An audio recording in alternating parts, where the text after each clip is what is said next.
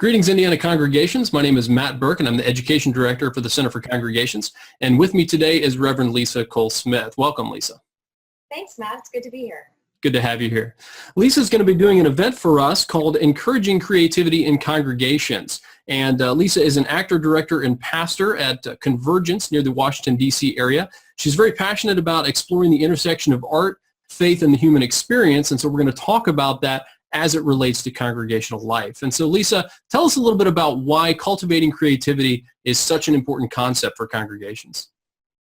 Well, I think there's several reasons and two main ones. And the first is just simply that I think faith itself is an imaginative and a creative act. I think imagination and creativity are essential for us to be able to engage in worship. We worship a God that we don't see right in front of us on a daily basis, and we read stories from the Bible that are from so many lives past, and we are constantly engaging in concepts and ways that we're trying to develop how we live our life on a daily basis, and that takes an imaginative process to be able to take information, knowledge, stories, and integrate them into our lives, into a way of being and being able to interact and really feel like we can connect with God, but also to be able to connect with other people, with people within our congregations, with people, our neighbors in the world, to be able to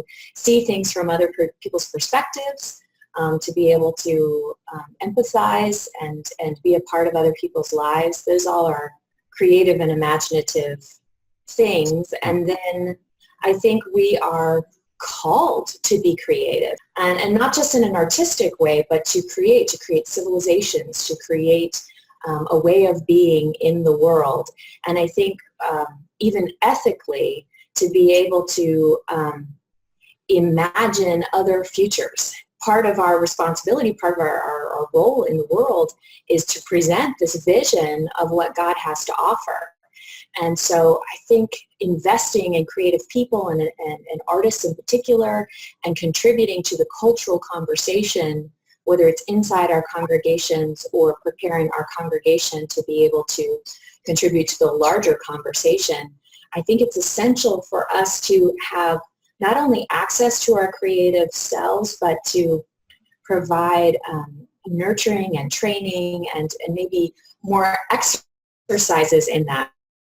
We tend to focus on knowledge and information, but maybe we have a little bit of a lack of training and opportunities for how do we engage our creative minds and our bodies and just sort of the imaginative part of life. And so that's, I think maybe lacking a little bit in churches in this day. And that's why it's so important for us to regain the skills and to create the environments where creativity can really flourish. Well, what can participants hope to take away from the event in terms of some practical next steps? Well, I would say the first thing, and maybe even the most important thing, is a sense of I can do this. Of hope that this is actually not something that is difficult or that costs a lot of money or even requires a complete restructuring of the way that worship is done or the way that church is done, but that people will walk away feeling like they are equipped with the tools and the questions and even a worksheet to be able to work with their leadership team to imagine how can we incorporate creativity in what we're already doing. Where are the areas that we are already have some creative thoughts or our giftings that we can just enhance that, and a set of really practical ways of thinking about how to cultivate or create an environment that cultivates creativity within the identity of the congregation that currently exists. Very cool. All right. Well, Lisa, we're very much looking forward to having you come to Indiana to talk to congregations about cultivating and developing creativity in their context. So thank you so much for your time today, and looking forward to seeing you here in Indiana. Thank you.